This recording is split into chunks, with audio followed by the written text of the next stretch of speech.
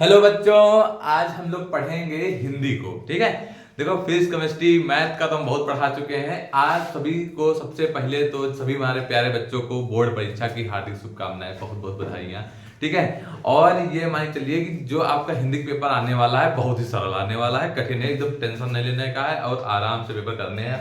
बस हिंदी के पेपर में एक टेंशन होती है, दिक्कत होती है टाइमिंग की। टाइमिंग को कैसे मैनेजमेंट को करना, कैसे टाइम को मैनेज करना है जिससे आपका पूरा पेपर 3 ही घंटे में हो जाए, 2.5 घंटे में हो जाए, आधा घंटा आप कॉपी में। देखिए हिंदी में होता क्या, पेपर सबको आता होता है, सब 100 में 100 करके आते हैं, लेकिन मैटर जानते हो कहाँ फंसता है, कहाँ का आप नंबर कटता है। एक तो नंबर आपका कटेगा राइटिंग में, तो आपकी सबसे पहले तो राइटिंग अच्छी होनी चाहिए। दूसरी बात, राइटिंग नहीं भी अच्छी है, आप लिखेंगे कम, मतलब अगर आपको आता कम होगा तो काम चलेगा, लेकिन सुंदरता बहुत देखी जाती है। तो कॉपी को कैसे सुंदर बनाना है वो हम आपको बता देते हैं, और क्या क्या आएगा पेपर में वो बताएंगे। ये नहीं टॉपिक नहीं, क्या क्या आएगा वो बताएंगे। कम से कम इस पेपर से 50% आएगा, तो समझ लो पेपर लीक हो चुका है। ठीक है, तो समझिए यहाँ पर जो हम समझाएंगे कैसे कैसे आपको पढ़ना है, किस तरीके से आपको वहां पर लिख के आना है कि अगर 9 में 9 नंबर का है तो 9 नंबर पूरे पूरे होते तरीका हम आपको बताएंगे। बाकी तो आप लोग महान हैं, ये हिंदी के हम कोई टीचर नहीं है, लेकिन आपको तरीका बताने वाले हैं किस तरह आप लोग लिख के आइए कि हिंदी में 95 96 स्कोर बनाइए। ठीक है, तो आप ये मान लो ये वीडियो आपके स्पेशल हिंदी के लिए है, हमने सामने पूरा लिख दिया है, बढ़िया से अच्छे बच्चों इसको समझ लो, एक टॉपिक को जान लो, इसके लिए आपकी जानकारी लिए बहुत ज्यादा इंपॉर्टेंट है। ठीक है, चले। ठीक है, तो देखो बच्चे यहाँ पर सबसे पहले समझो, सबसे पहले जो हमारा आएगा 5 नंबर की आपकी भूमिका आएगी गद्य से। 5 नंबर क्या आएगी भूमिका, गद्य से आएगी। हिंदी गद्य में विकास में आपको उसमें पढ़ना क्या है, हिंदी गद्य का विकास कैसे हुआ था, ठीक है, उसके उद्भव कैसे हुआ, मतलब कैसे उत्पन्न हुई। उसके बाद उसमें शुक्ल युग, शुक्लोत्तर युग और विधाएं, तो आपके 2 युग पढ़ने हैं। कौन कौन से, शुक्ल युग पढ़ लो और शुक्लोत्तर युग पढ़ लो। इस कहां से कहां तक चला, कब तक रहा, इसकी विशेषताएं क्या क्या थी। कभी पूछने नहीं लेता है शुक्ल युग की 2 विशेषताएं लिखी है, ठीक है, तो ऐसे पूछ लेता है तो उसको अच्छे से पढ़ लेना। ठीक है, विशेषताएं जरूर पढ़ लो, एक क्वेश्चन पक्का आएगा, शुक्ल युग की विशेषता पूछता है, शुक्लोत्तर युग की विशेषता पूछे, पक्का आता है। ठीक है, उसके बाद इसकी विधाएं, कौन कौन सी विधा, जैसे निबंध है, आलोचना है, इस विधाओं पर थोड़ा अध्ययन कर लेना। उसके बाद हिंदी काव्य का साहित्य, तो 5 नंबर का ये भी आता है। इसे काव्य का भी साहित्य कितने नंबर का आता है, 5 नंबर का ही आता है। इसमें आपको केवल आधुनिक काल पढ़ना है, केवल क्या पढ़ना है, आधुनिक काल। आधुनिक काल के अंतर्गत से आपका आता है भारतेंद्र युग, द्विवेदी युग, छायावाद, प्रगतिवाद और नई कविता। ठीक है, तो आपको पढ़ना सिर्फ क्या है, आधुनिक काल, उसी के अंदर 5 और युग पढ़ लेना है, उसी के अंदर आते हैं। ठीक, इसमें भी सबका टाइम पीरियड कहां से कहां तक कौन चला। ठीक है, शायद हमको हिंदी सन पता नहीं, लेकिन 1843 से शायद भारत स्टार्ट हुआ था। ठीक है, अब तक नहीं करता, अब तक चल रहा है। ऐसे कुछ होता है, सन सबका अलग अलग याद कर लेना। कहीं कहीं क्या करते हैं, अलग अलग सन लिख दिया जाता है, कहीं द्विवेदी युग को 1920 से शुरू किए हैं, कहीं 22 से शुरू किए हैं, तो वो आप मैटर सॉल्व कर लो कि क्या लिखना है आपको। ठीक है, ऑप्शनल तो होगा नहीं, तो अगर ये समझ लो ऑप्शनल नहीं है, आएगा क्वेश्चन ऑप्शनल, आपको बता दें यहाँ नहीं मिलेगा आपको, ऑप्शन मिलेंगे क्वेश्चन आपको यहाँ से। ठीक है, इस बार ऑप्शन क्वेश्चन यहाँ से आने लगे हैं, 10 वाला जो नंबर है ये आपका ऑप्शन में पूछ सकता है। ठीक, बाकी आता है 5 नंबर के ऊपर और 5 नंबर, ये देख लेना। बाकी हमें सिलेबस समझ लो कैसे आपको तैयार करना है। एक दिन में आपको बढ़िया तरीके से, ये 10 मिनट जो आपके लिए बहुत ज्यादा इंपॉर्टेंट है, ये मान के चलो, हम आपको पूरा तरीका बताएंगे। तो ये तो हो गए छोटे छोटे क्वेश्चन, 10 नंबर आपके। अगर एक चीज और, हाँ, अगर आपने अभी तक भूमिका एकदम नहीं पढ़ी है तो ज्यादा भूमिका के चक्कर में ना पढ़ना। 5 क्वेश्चन इसमें ऐसे आते हैं जो सबको पता होते हैं, खाली 5 नंबर की तुमको पूरी भूमिका पढ़नी है, ये सोच लो। 5 नंबर की भूमिका सबको आती है, इतनी सरल आती है, 5 नंबर में ही सारी कठिन होती है, उसी में कहीं तख्ता इधर पलट जाएगा तो उधर पलट जाएगा। तो 5 नंबर के लिए ज्यादा मेहनत ना करो, तैयारी कर लेना इधर। ठीक है, बच्चा तुम पूरी भूमिका पढ़ो, वो आया भी नहीं तो दिक्कत है ना। हाँ, ये है कि हम किससे बता रहे हैं, एक नंबर आपका इसकी विशेषता और एक इसमें से किसी की विशेषता पूछ ली जाएगी, तो इसको अच्छे से पढ़ लेना बच्चा, इतना तो कर ही सकते हो। तो विशेषताएं 2 नंबर क्लियर हो जाएंगे बच्चे, 8 नंबर दोनों से मिला के, तो सन याद कर लेना, 1 नंबर वहां से आ जाएगा, कुछ रचनाएं पूछ लेता है। ठीक, तो सब अच्छे से पढ़ लेना। ठीक, बाकी देखो गद्यांश पर आधारित 5 प्रश्न। अब कोई भी तुम्हारी बुक का, तुम्हारी किताब का कोई भी हिंदी में गद्यांश जो होते हैं उससे कोई ना कोई उठा के आपको पैसेज दे देगा, उसे छांट छांट के 5 क्वेश्चन के आंसर लिखने होंगे, जिसमें से एक क्वेश्चन आपका तो यही आता है कि प्रस्तुत गद्यांश का संदर्भ लिखिए। तो संदर्भ बहुत अच्छे से लिखना सीख लेना। संदर्भ हम आपको सिखाए दे रहे कैसे लिखना है, तुम लोग गलतियां जहां करते हो गलती नहीं करोगे। ऐसे पद्यांश में भी आपका 2 नंबर 5 क्वेश्चन आते हैं, टोटली 10-10-20 बहुत ज्यादा इंपॉर्टेंट है और बहुत ज्यादा इजी भी है। होता क्या बच्चा, ये नहीं कि पद्यांश में उठाया जहां पर तुमको ऐसे शब्द ढूंढना हो, कोई क्वेश्चन पूछ लिया कि ये क्यों होता है, ठीक, अब उसको उस टाइप का शब्द तुमको कहीं मिल गया, बस वहीं से पूरी लाइन उठा के स्किप कर दी, उठा के छाप दिया। ऐसा नहीं करना बच्चा, ठीक है। वो तुम अपने हिसाब से क्या लिख सकते हो वो लिखना, उसके बारे में क्या जान सकते हो वो लिखना, क्योंकि वो भी देखता है कि क्या लिखे हो। और हर क्वेश्चन के आगे ये जोड़ देना, लेखक कहना चाहता है, तुम नहीं कह रहे हो, लेखक कहना चाहता है ये, है ना। लगे ये नहीं कि पूछा, क्वेश्चन पूछ लिया कि कौन सा लेसन है तुम्हारे हिंदी में, पहला लेसन बताओ। पवन दूतिका है पद्यांश में, ठीक, बाई चांस मान लिया पवन दूतिका है पद्यांश में, आपका पवन दूतिका है, ठीक। अब पवन दूतिका से आपका आ गया कि जैसे कोई भी आ गया कि राधा ने पवन को दूध बना के क्यों भूजा, कुछ ऐसे आ गया। अब वहां तुम ये थोड़ी लिख दोगे जहां से तुमको पंक्ति मिले उठा के वही छाप दो उसका आंसर, ऐसा नहीं। कब ये कहना चाहता है ये लाइन आगे जोड़ के तब उसका आंसर लिखना, ठीक, समझ रहे हो। इसमें गलतियां ना करना। बाकी आप लोग ध्यान से 10% जरूर करना। अब बाकी बात आती है संदर्भ की, तो संदर्भ में बच्चा एक बात याद रखना, प्रसंग जो होता है पद्यांश का लिखते हैं, गद्यांश का प्रसंग नहीं लिखते हैं। बाकी संदर्भ आपको लिखना कैसे ध्यान समझ लो। तो सब लोग रटा है सबका कि प्रस्तुत गद्यांश में पाठ्य पुस्तक के भाग ये से यहाँ से लिया गया है, जिसके कवि तुलसीदास जी हैं, ठीक है। इतना तो सब लोग लिख लेते हो ना, प्रस्तुत पंक्तियां हमारी पाठ्य पुस्तक के इससे लिया गया है, इसके जो कवि हैं वो तुलसीदास जी, बाई चांस मान लिया तुलसीदास जी हैं। अब जो हो, ठीक है, जो भी हो उनके बाद तुलसीदास जी हैं। इसके आगे तुमको एक लाइन ब्लैक पेन से लिखना है, ध्यान देना इधर। देखो एक ही चीज बता रहे हैं, जो हम बता रहे हैं कुछ अलग है, ठीक। कहीं आपको ऐसा कॉन्सेप्ट नहीं मिलेगा, चाहे हिंदी वाले टीचर से पढ़ लो जाके, गारंटी ले रहे हैं। अभी तुमको दिखाएंगे पूरा, तो समझोगे तो लगेगा कि हाँ सच में काश पर हमारे हिंदी पढ़ाते होते, ठीक है। तो तुलसीदास जी संदर्भ में तो लिख लोगे ना, तो पाठ्य पुस्तक इससे तो ये तो सब लिख के आएंगे ना, तुमको कुछ अलग से लिख के आना। अलग से क्या जोड़ना है, इसके आगे ब्लैक पेन उठाना, कॉमा इनवर्ट कॉमा लगाना, इसके आगे ऐसे शब्द जोड़ देना है कि बस बस बस बस बस खत्म, तुम ही हो, बस उसको लग जाए, इसको पूरे पूरे नंबर दो, और कुछ नहीं है। जोड़ना क्या है, जिस भी कवि या जिस भी लेखक का नाम आए उसके बारे में यहाँ पे एक पंक्ति ऐसी जोड़ देनी है जिससे उसका मन भावुक हो जाए। जैसे तुलसीदास जी हैं, तुलसीदास कहाँ के थे, राम भक्त शाखा के प्रमुख कवि हैं, बस ये लाइन जोड़ देना है। तो तुलसीदास जी की बात हो, राम भक्त शाखा के प्रमुख कवि हैं, रामचरितमानस के रचनाकार हैं, ऐसे जोड़ देंगे एक लाइन। जैसे कि बात तो हो गई किसकी, सूरदास की आ गई, कृष्ण भक्ति शाखा के महान कवि हैं।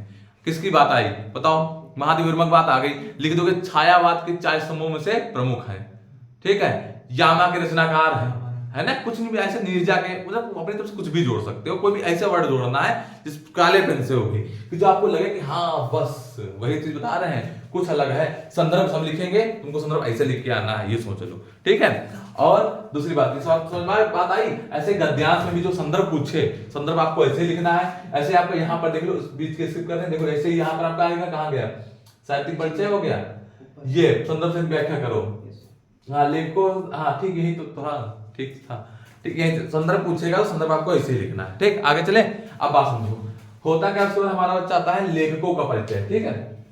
अब लेखकों में तुम लोग क्या करते हो, तुम उनका मरण मृत्यु लिख के आते हो, गलत है, मरण मृत्यु होता ही नहीं है, ग्रंथ में होता है। यहाँ तुमसे पूछता है 3-2, ये चीज जानते हो क्या लिखा है, 3 नंबर का आपका साहित्यिक परिचय नंबर मिलेंगे और 2 नंबर मिलेगा आपका कृतियां मतलब रचनाएं उन्होंने क्या की, फर्जी बॉल नहीं लिखना है, ठीक है। तो साहित्यिक परिचय में आपको बच्चा क्या करना है, साहित्यिक परिचय में उनका जन्म मृत्यु से नहीं मतलब होता है। आप उसको अच्छा बनाने के लिए एक कोने में, मतलब एक कोने में क्या उनके सामने हेडिंग डाल करके जन्म, माता, पिता, ये वो लास्ट में मृत्यु, अगर मरे हो तो भी मृत्यु लिखना, है ना। बाई चांस नवीन युग के आदमी के कवि हो और अभी 1922 में आए हो, कहते हो 2022 में, और कहते हो उनकी मृत्यु, ठीक है।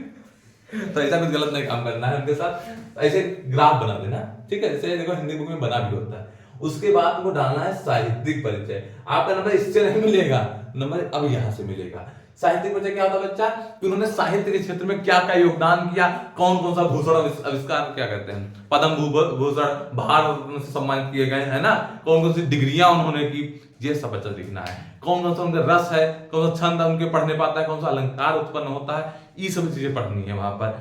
फिर से समझ लो कि जन्म मृत्यु का नंबर नहीं मिलता है। साहित्यिक परिचय मतलब साहित्य के क्षेत्र में उनका क्या क्या योगदान रहा, वो 3 नंबर कम से कम आधा पेज लिखो, और 2, 4, 5 कम से कम 2, 4, 5 उनकी रचनाएं लिखो, ठीक है। तो कोई भी 3-3 बना लो कि हिंदी गद्य में कितने टोटल लेसन है, पढ़ लो, 5 है 6 है, कुल मिला 3 लेसन है, सब 3 को सिलेक्ट कर लो, ठीक है। ये कोई नहीं बता सकता कि सूल तुलसी बिहारी इनसे परीक्षा हारी, ऐसा नहीं हुआ है, एक बार बोर्ड परीक्षा हार गई थी, ठीक है ना, सूर आए थे ना तुलसी आए थे ना बिहारी आए थे। जो तुमको पसंद हो उनको सिलेक्ट कर लो और भगवान करेंगे वही आएगा, ठीक। तो ये चक्कर ना रहो। तो ये बात समझ में आ गई। ऐसे कवियों में भी लिखना है 3, 2, 5 साहित्य पर लिखना है, और उसके लिए आप अलग से ग्राफ बना दोगे, जन्म मृत्यु वाला, कोई बात नहीं, बस लिखना बेहतरीन है। लिखना समझ रहे हो ना, कि लगे स्केच बढ़िया, 2 वाला 3 वाला जितने भी आता, ब्लैक ब्लू यूज करना। अगर ना चलता हो तो दूसरा खरीद लेना, उसी को 4 महीने तक ना खींचते रहना कि हम 5 पेपर इसी स्केच से निपटाएंगे, ऐसा ना करना, ठीक है। बहुत मन से इसको करना। तो लेखकों का परिचय हो जाएगा, कवियों का साहित्यिक परिचय हो जाएगा। उसके बाद कहानी आती है 5 नंबर की। जैसे कहानी हमारे इसमें सीतापुर जिला में पंचलाइट चलती है, ठीक है, पंचलाइट है। अलग बाहर जाओगे तो अलग कहानी है, ठीक। तो जिसके में जो चलती हो जिला वाइज कहानी है। अब कहानी भी लिखने का तरीका होता है, बस पाइन पाइन कहानी, बस डाले कहानी और शुरू कर देंगे लिखना, ऐसे नहीं लिखना है। पहले तुम्हें डालना क्या है, कहानी डालना है, फिर डालना है शीर्षक। शीर्षक का मतलब क्या है, शीर्षक किसके बारे में लिखने जा रहे हो। हाँ, पंचलाइट है, तो मान लिया पंचलाइट है। अब यहाँ पे उसके लेखक कौन है, इस कहानी के कहानीकार कौन है ना, कहानीकार कौन है, और बढ़िया स्पेशल वर्ड लिखो। तो कहानीकार कौन है इसके, फणीश्वरनाथ रेणु है शायद, है ना, ये सब देख लेना। फणीश्वरनाथ रेणु है तो उनका नाम लिख देना यहाँ पर, फणीश्वरनाथ रेणु। अब लिखना, उसके बाद यहाँ पर एक लाइन छोड़ना, तब कहानी में पैराग्राफ बना के शुरू करना। पैराग्राफ जैसे भाई चंद जी हमारे खाना है, यहाँ से शुरू करना, ठीक।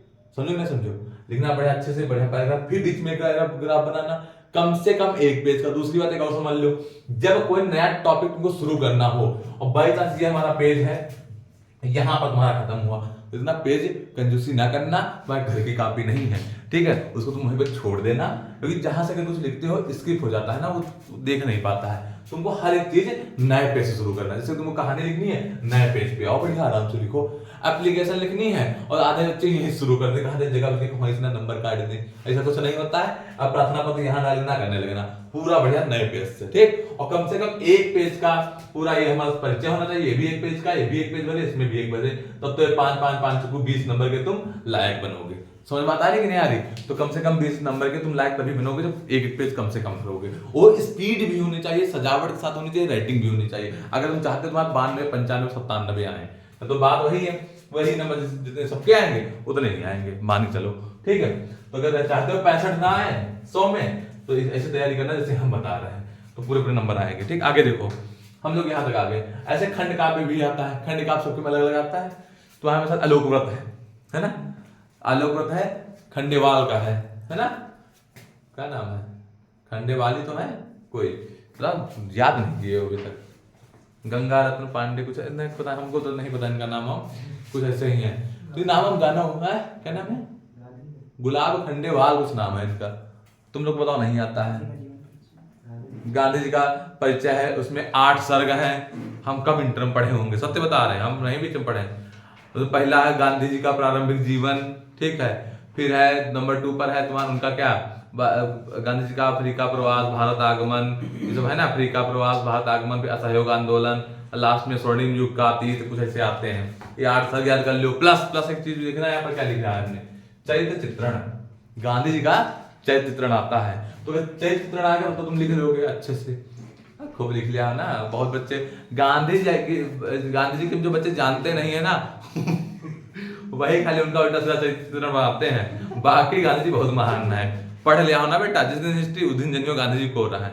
बाकी हमारे में कोई कमी थोड़ा नहीं है। गांधी जी का देखो कितना बुरा भला कहते हैं, रील देखो गांधी जी वायरल ठीक। तो खंड का कथावस्तु में तो जिस सर्ग के बारे में कहे उस सर्ग कम से कम 1 पेज लिख के आना, अच्छी कहानी बना के लिखना, कोई दिक्कत नहीं, टेंशन ना लो, पूरा नंबर मिलेगा आपको। और चरित्र चित्रण आएगा तो कम से कम गांधी जी की 10 हेडिंगें बना के लिखो, कम से कम 10 या 5 मतलब बहुत कम है। अगर एकदम ना हो तो 10 हेडिंगें बना के आराम से लिखो। गांधी प्रारंभिक जीवन, ये वो कहाँ गए, कैसे कहा गया, सहयोग खिलाफत, बहुत आंदोलन लड़ी हैं बेचारे, बुढ़ाए के लड़ और कितना तो इसके लिए करें। आखिर नाथुराम गोडसे उड़ा दिन हुआ था, लिख जा रहा हूँ, है ना। पोरबंदर से लिखा के जाओ जाना है, नील खेती गई, बहुत कुछ गई, हिस्ट्री में हम जाने नहीं चाहिए थे, बहुत कुछ नहीं यार। सल्यूट है गांधी जी को। देखो फिर आता है हमारा संस्कृत गद्यांश संदर्भ सहित अनुवाद। आप वही बात समझो, बच्चे जानता संदर्भ की राह गवा, कोई भी आएगा संदर्भ को पूरा लिखा है, फिर इसका मतलब लिखो। अब बच्चे जानता करते हैं संदर्भ तो लिख दिए, इस प्रस्तुत, अब प्रस्तुत गद्यांश नहीं लिखोगे, प्रस्तुत संस्कृत गद्यांश का अवतरण ऐसे लिखोगे। प्रस्तुत गद्यांश जो है संस्कृत गद्यांश वो हमारे हिंदी के खंड, संस्कृत खंड से लिया गया है, उसके लेखक के नहीं होते हैं, ठीक है, लिया गया है, ठीक है, इतना लिख देना। जो लेसन का नाम लिखना उसको ब्लैक पेन से कॉमा इनवर्ट कॉमा जैसे अंदर लिखा जाता है बड़े सजावट से लिख देना। उसके बाद होता है व्याख्या नहीं होती है, ठीक है, इसमें व्याख्या नहीं होती है, इसमें हिंदी अनुवाद होता है। क्या होता है, हेडिंग को क्या डालना है, हिंदी अनुवाद डालना है। क्या डालना है, हिंदी हेडिंग डालोगे हिंदी अनुवाद। व्याख्या व्याख्या नहीं, व्याख्या आती है आपके उसमें गद्यांश में जो हिंदी में पढ़ती है संस्कृत है, व्याख्या ना डालिएगा, हिंदी अनुवाद डालना, ठीक है। उसके बाद आता है संस्कृत पद्यांश का एक आपका श्लोक आएगा कोई, उसके बारे में लिखना होगा। तो इसे श्लोक के बारे में क्या अर्थ है, तो इसे संदर्भ और हिंदी अनुवाद, व्याख्या नहीं, ठीक। बात समझ गए, समझ गए, यहाँ से बात समझ आ रही कि नहीं आ रही बताओ। उसके बाद बच्चा आता है आपके एक नंबर के आते हैं दो मुहावरे, एक मुहावरा आएगा एक लोकोक्ति आएगी, ठीक, औते चना बाजे घना, ठीक है, ठीक है। तो ये सब देख लेना, मुहावरे आते हैं, लोकोक्तियां एक नंबर के दो आएंगी। उसके बाद गागर में सागर है ना, बिहारी दास जी का कहा जाता है गागर में सागर है ना, बिहारी सही शायद उनकी रचना है, शायद सम्मान लगाते हैं ललिका जो पढ़ रहे होंगे, लेंगे डाउट में सच शायद लगे सर्च मारो सही बोल रहे हैं कि नहीं, ऐसा सच मान लो सही बोल रहे हैं, जितना हम बोलेंगे सही बोलेंगे, नहीं आता होगा स्पष्ट रूप से नहीं बोलेंगे। और हिंदी को हमारा सब्जेक्ट नहीं, बस समझा तरीका तुमको बता रहे हैं, क्योंकि हमारे बच्चे जो है हम से पढ़ेंगे, हमको पता है, जब आप विश्वास करते हैं वो हम से पढ़ेंगे। कुछ लोग तो कहते हैं सर के पास इसीलिए विश्वास ही नहीं है। तो लोकोक्तियां और मुहावरे पढ़ना है। संधि देख लो बच्चा, संधि देख लो, संधि 3 नंबर की आपकी आती है, 3 नंबर की संधि आती है, बहुत इंपॉर्टेंट टॉपिक है संधि। संधि का तो कुछ इंपॉर्टेंट है ही नहीं, थोड़ा संधि के बारे में बताएं क्या, बताओ संधि के बारे में बताते हैं। संधि आपकी आएंगी, संधि तो नहीं याद कर पाओगे, हमको पता है, लेकिन अगर लड़की के नाम कहते ना याद करने को याद कर लोगे, तो जैसे लड़की के नाम है दिव्या जी का नाम याद कर लो, दिव्या जी का तो नाम याद ही कर लोगे और कोई दिव्या लड़की होना तो बेइज्जती नहीं करना बच्चा है। दिव्या जी के नाम से अगर याद करते हैं तो हमको डी एस पता चला क्या, दीर्घ संधि, ठीक, वृद्ध संधि, ये हो गया तुम्हारा क्या, जड़ संधि, ये हो गई अयाध संधि, ये हो गई गुण संधि, ठीक। ये होती है 5 संधियां होती हैं, तो स्वर संधि है, व्यंजन व्यंजन नहीं है, ठीक है, 5 संधियां हैं। एक आप पढ़ लो दीर्घ वृद्ध जड़ अयाध गुण, 5 संधियां पढ़ लो, काम खत्म, बस कुछ करना ही नहीं है। और आज हम आपको संधि का ऐसा टॉपिक, ऐसा लॉजिक बता देंगे ना, या तुम कभी भूलोगे नहीं संधि, चाहे जब तुम संधि पूछी जाएगी तुरंत बताओगे, तुरंत। अब तुम पढ़ना क्या है, चाहे छोटा बड़ा सिखावे ला, छोटे बड़ा तुमको सिखा देते हैं, छोटा बड़ी या छोटी भूल ना जाए, छोटा बड़ा आता भी नहीं होगा। ऋण ए ओ आओ, बस स्वर इतने ही होते हैं। स्वर कितने होते हैं, वो लोग 11 कहते हैं ना सर, कि इनको अंग और आहा को भी जोड़ते हैं, ये अंग आहा स्वर में नहीं गिने जाते हैं, होते हैं मतलब इस तरह के होते हैं। इसको कहा जाता है क्या, अनुस्वार, और उसको बोलते हैं विसर्ग। इसको क्या बोलते हैं, अनुस्वार, ये क्या है, अनुस्वार है, ये क्या है हमारा बच्चा, विसर्ग है, इसको विसर्ग बोलते हैं, इसको अनुस्वार बोलते हैं। स्वर की गिनती में आपकी जो होगी कुल उतने ही आएंगे, कौन, 1 2 3 4 5 जितने हैं ऊपर, ठीक। तो 11 से 2 हटा दो तो कितने बचे, 9 बचे, 9 ही तो होंगे ऊपर, हाँ 9 है, ठीक। तो ये चीज होती है। अब इसमें क्या करना है आपको, खाली इतने अक्षरों के बारे में जान लो, तुमको संधि आ गई, समझो आ गई, बस काम खत्म। कैसे जानोगे, देखो कैसे जानोगे, दीर्घ संधि की बात करें तो यहाँ पर दीर्घ संधि की बात करें तो दीर्घ संधि में जान लो कि बड़ा आ या फिर बड़ी ई आएगा, बड़ा आ या बड़ी ई आएगा।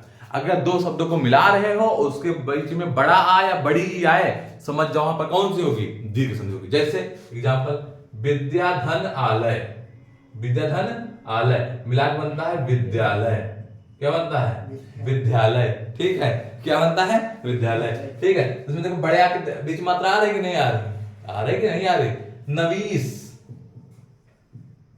क्या आ रही बीच में, बड़ी की मात्रा आ रही कि नहीं। अब मात्रा तो तुम जानते नहीं होगे तो मात्रा बताते हैं, इसकी होती है एक डंडा, इसकी होती है आगे से लगती है, इसमें क्या लगती है पीछे से, इसमें छोटा ऐसे बनता है, बड़े की ऐसे होती है, ऋण की ये होती है, ए की 1 डंडी होती है, ए की 2 डंडी होती है, ओ की 1 डंडा 1 मात्रा, ओ की 2 डंडी 1 मात्रा, इसमें 2 मात्रा 1 डंडी, समझ गए ना, समझ गए। मात्रा पहचानना बहुत जरूरी है। अगर तुम वो भी ऐसे पीछे से मात्रा लगी या फिर बड़े आ की मात्रा है, बड़ी की मात्रा लगे मिल जाए बीच में, यहाँ पूछ रहे इसमें कौन सी संधि है, तो खट से बताना कौन सी संधि है, नहीं बची, दीर्घ संधि है। कौन सी है? भूलोगे? बताओ, अगर पूछा जाए तुमसे कि हिमालय में बताओ कौन सी संधि है, क्या पूछ लिया जाए? हिमालय में, तुरंत बता दो कि दीर्घ है, क्योंकि भैया बीच में डंडा नहीं लगा है, बीच में क्या लगा है? डंडा लगा है, बड़े आ की मात्रा है ना।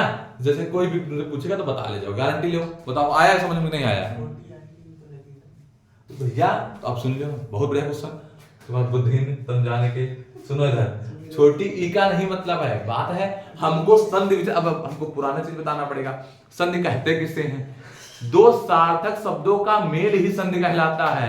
अब सार्थक का मतलब क्या होता है? सार्थक का मतलब ये होता है जिसका कुछ ना कुछ अर्थ हो। अगर बच्चा हम लोग यहाँ से ई हटा देते हैं और हमला बोलते हैं तो ये वर्ड है, ये कोई वर्ड है नहीं है ना।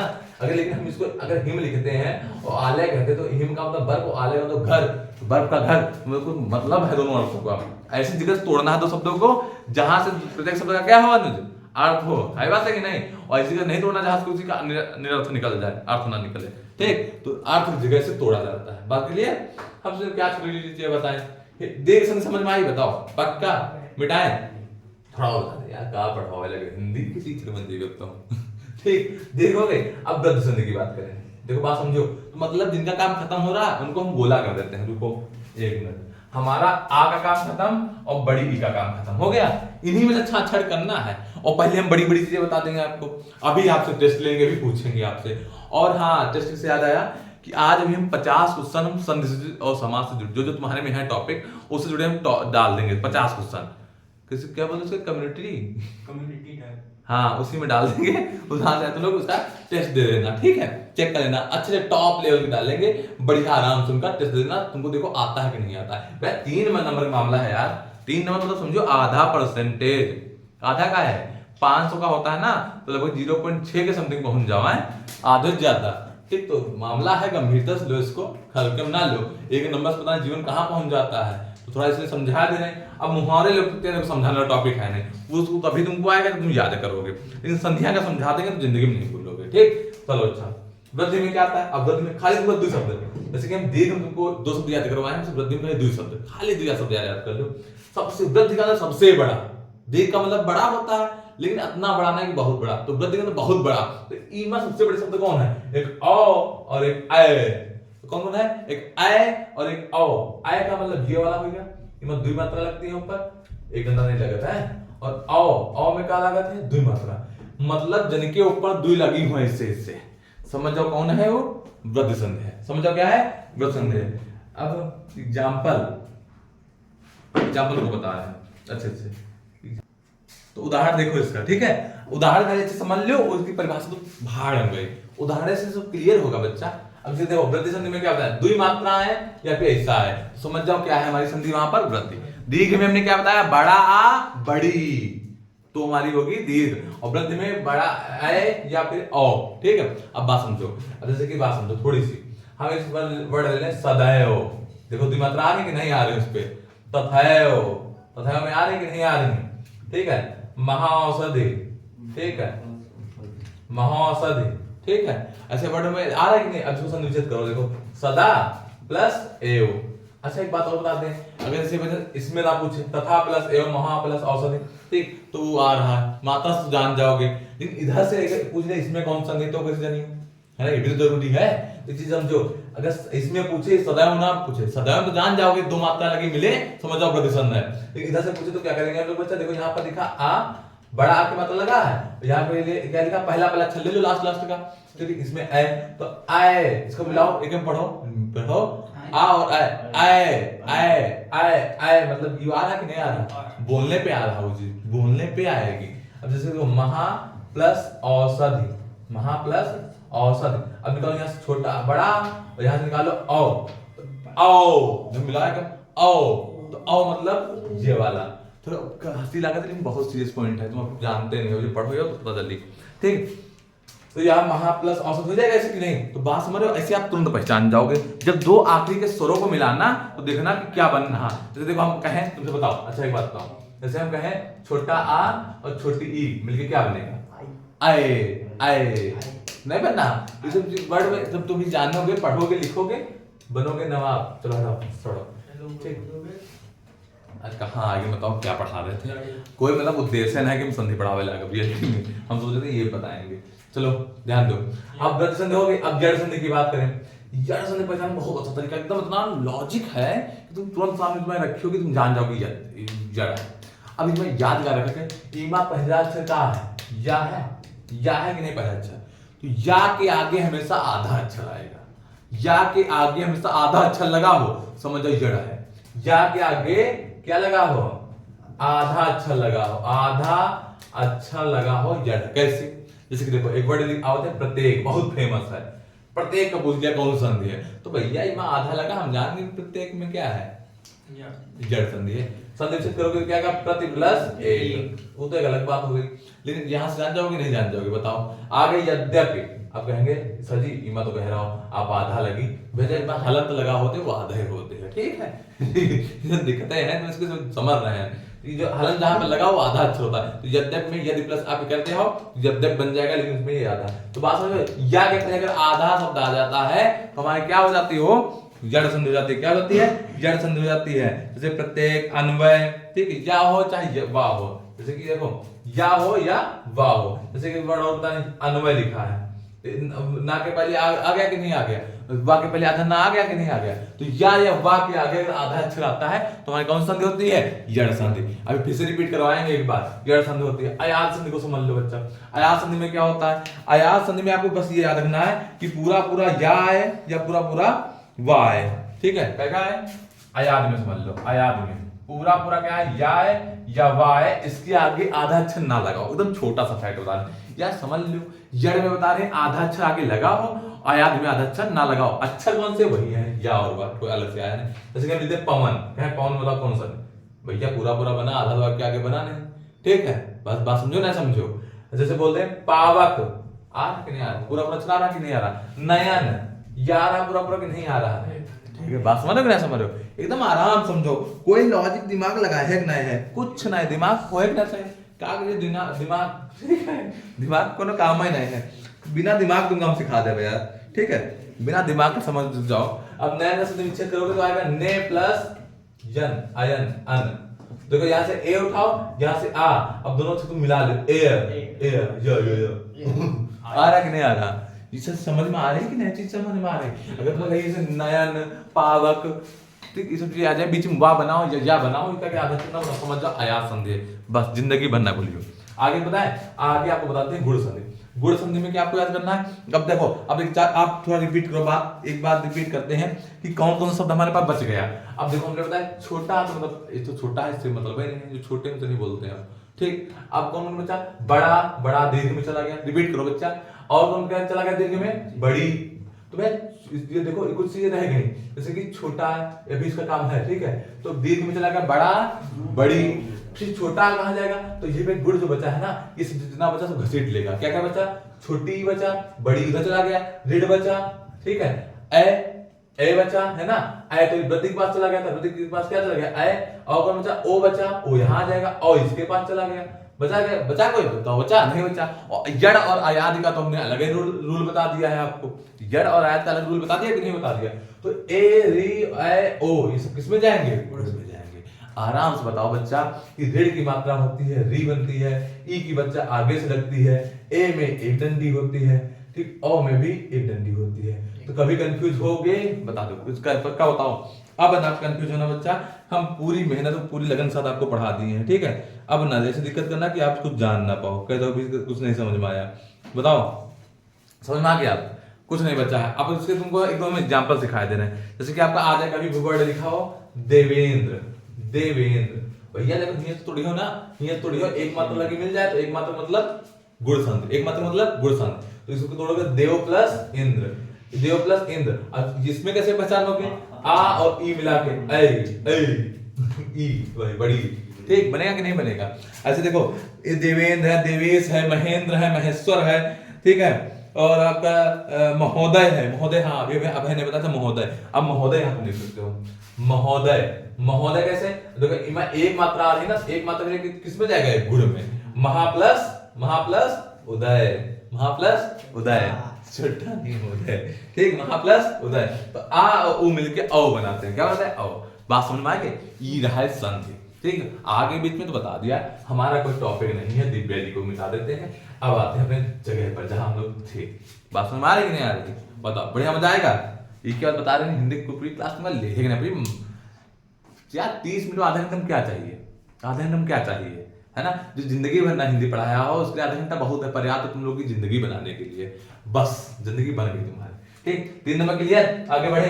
देखो, संस्कृत शब्दों में विभक्ति की पहचान करना। अब बच्चे का समझो, आत्मन के रूप, आत्मन में क्या विभक्ति है, क्या वचन है? ठीक है, आत्मा, आत्मा के याद कर लो, ठीक है, लकार का याद कर लो। बस यह है मामला 2 ही नंबर का। हम तुमको बताएं, अपनी जिंदगी में बात होता है, 10th में ना हमने याद किया, ना इंटर में याद किया, क्योंकि भैया बताए 2 ही नंबर के लिए हम कठिन नहीं याद कर पाएंगे। तो तुमको हम सजेशन दे रहे हैं कि तुम जरूर याद कर लेना, हमारे चक्कर में ना पड़ना। हम तुमको सत्यता बता रहे हैं यार। मैं पता है, आत्मा, आत्मनो, आत्मना याद करो, फिर दोबारा भूल जाओ। हाँ, एक जगह हमको याद रहता था, लास्ट में बार बार 3 जगह बार बार वही जाती है ना, आत्मा माँ भी कुछ ऐसा आता है, हाँ वो बार बार आता है, वो हमको याद है, बस और कुछ नहीं। तो ये ज्यादा जिसको याद करना है अच्छे से याद कर लो, जिसको नहीं याद करना है 2 चक्कर में पड़े, आप आस पड़ोस को मिल जाए तो बता दे कि एक वचन पंचम विभक्ति है, बस अपने तो जानना है, जानने क्या है, वही भी ऑप्शन में आएगा। संधि और आपके ये जो 5 नंबर आता है, ये ऑब्जेक्टिव आता है, याद रखना, ये 3 नंबर 2 नंबर ये ऑब्जेक्टिव में आएगा। ठीक है, आपसे पूछ लिया कि बताओ बच्चा, कोई भी वर्ड आ गया बताओ, क्या लेना, देव प्लस ईस, ऐसे पूछ लिया, देव प्लस ईस में बताओ बच्चा कौन सी संधि है, कौन सी संधि है, ऑब्जेक्टिव क्वेश्चन आ जाएगा। तो क्या बताओ कौन संधि होगी? गुण संधि होगी। कैसे? देवेश बनेगा, मिला लो। अब बहन बताएं, बहुत सही होगा, देवेश बनेगा, एक की मतलब एक आएगी, एक मतलब के लिए गुण संधि। ठीक, बात समझ आई कि नहीं आई बताओ। अब उसके बाद देखो क्या कहानी है, उसके बाद हम लोग क्या करेंगे, शब्दों में सूक्ष्मता तैयार कर लो। ठीक है, इसको तैयार कर लो। उसके बाद अनेकार्थी शब्द तैयार कर लो। ठीक है, अनेकार्थी 1 नंबर का आएगा। उसके बाद आपका वाक्यों में त्रुटिमार्जन याद कर लो, तैयार कर लो। ठीक है, उसके बाद आपका काव्य सौंदर्य के तत्व, इसमें रस है, श्रृंगार रस है, करुण रस है, हास्य रस है, वीर रस है, शांत रस है। ये 5 रस खाली आपको पढ़ने हैं बस, उसके बाद वो वाला रस नहीं। ठीक है, श्रृंगार रस में आपके 2 होते हैं, वियोग श्रृंगार रस और संयोग श्रृंगार रस। ठीक है, तो वो अच्छे से तैयार कर लो। उसका उदाहरण कैसे तुम पहचान पाओ वो देख लेना। छंद में चौपाई छंद, दोहा, सोरठा, कुंडलिया ये तैयार कर लेना। चौपाई में बहुत लोग दिखाते हैं, देवी पूज पद कमल तुम्हारे, सुनर मुनि सब हुए सुखारे, यहां तक नहीं लिखना, उसके आगे की भी 2 लाइन लिखनी है। टोटल 4 चरण होते हैं चौपाई में, 2 वाली नहीं जो बैठाई जाती है घर में रामायण में, वो नहीं लिखनी है। ठीक है, इसके आगे की लिखो, जैसे प्रवेश नगर की जय सब काजा, हृदय राग कौशलपुर राजा, गरल सुधारी मुकरय मिताई, गोपद सिंधु अनल सितलाई, ये सही है। ठीक, इसके आगे लाइन लिखना, लिख के आना तुमको। ठीक है, दोहा देख लेना, अर्ध सम्मात्र छंद है। ठीक है, इसमें क्या होता है, 4 चरण होते हैं, पहले तो तीसरे में हमारे 73 और फिर 11 जो भी होता है सिस्टम याद कर लेना। सोरठा इसी उल्टा होता है, कुंडलिया में भी 24 मात्रा होती है, 4 चरण होते हैं, ये सब मतलब अच्छे से तैयार कर लेना। ठीक, जो भी हो। ठीक, और एक आपका और आ जाता है छंद, क्या कहते हैं उसको, भ्रांतिमान से आ जाता है, भ्रांतिमान अलंकार, अलंकार में जाता है। भ्रांतिमान लिखा होगा, अलंकार में नहीं लिखा, हाँ शब्द अर्थ अलंकार लिखा। शब्द में आपका आता है श्लेष, यमक और कौन सा था, रूप, श्लेष अलंकार, यमक अलंकार और अनुप्रास अलंकार। और अर्थ में आपका जाता है कौन कौन सा, रूपक, उपमा, उत्प्रेक्षा, भ्रांतिमान, ये अच्छे से पढ़ लेना। अब आपको बताते हैं पत्र लेखन की बात। पत्र लेखन बताते हैं, निबंध बताते हैं कैसे लिखना है आपको, पत्र लेखन कैसे लिखना है और निबंध कैसे लिखना है। पत्र लेखन आपके 3 टॉपिक पे आता है, एकदम फिक्स कर लो। एक आपका नियुक्ति पर आएगा, ठीक है, या फिर एक आएगा आपका साफ सफाई के लिए, सफाई है तो ठीक, और तीसरा आता है आपके ऋण के लिए, बैंक में ऋण के लिए।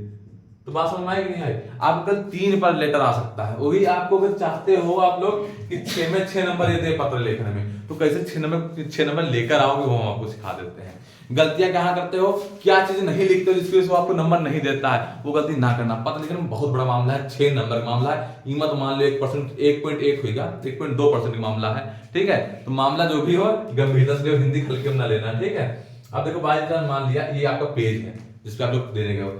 पहले बात तो हर चीज को नए पेज से शुरू करना है, कोई नया टॉपिक ये नहीं कि आधे पेज से करो, बार बार बताते आ रहे हैं। तो पत्र लेखन ऊपर डाल दिया। ठीक है, और जैसे कि आपको लिखना है, जैसे मान लिया बैंक में ऋण लेना है।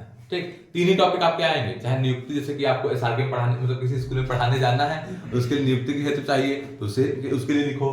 ठीक है, सफाई के लिए चाहिए, नगर निगम में बढ़िया आपके बाहर गंदगी बहुत हो रही है, आप बाबा कह रहे हो प्रधान से, नगर निगम वालों से नहीं सफाई कर रहे हैं, लिख दो खट से, और सुनाई भले ना कोई, लेकिन लिख दो, ठीक है। लिखने में क्या है, बैंक में ऋण चाहिए, मतलब तुम बढ़िया इंटर पास कर लियो, जो आ गया है कि अब हम कोई बढ़िया कंप्यूटर संस्थान या कोई ऐसा कुछ खोलने वालने वाले हैं, बैंक ऋण नहीं दे रही, तो मार्कशीट वार्कशीट लगाओ, कुछ 100-200 रुपया देगी, ठीक है। तो उसके लिए लिखना हो, ठीक। तो पत्र लेखन लिखना है तुमको, जैसे बाई चांस हमको बैंक ऋण के लिए आपको बता रहे हैं, तो यहाँ पे लिखोगे क्या, गलतियां देखो कहाँ पर करते हो तुम लोग। सेवा में यहाँ पे लिखना श्रीमान शाखा प्रबंधक महोदय, ठीक है, जो भी लिखना शाखा प्रबंधक महोदय, HDFC बैंक अटरिया सीतापुर, ठीक, ये डाल दोगे। उसके बाद यहाँ पर डालोगे बच्चा विषय, यहाँ पे डालोगे विषय, विषय में लिखना कि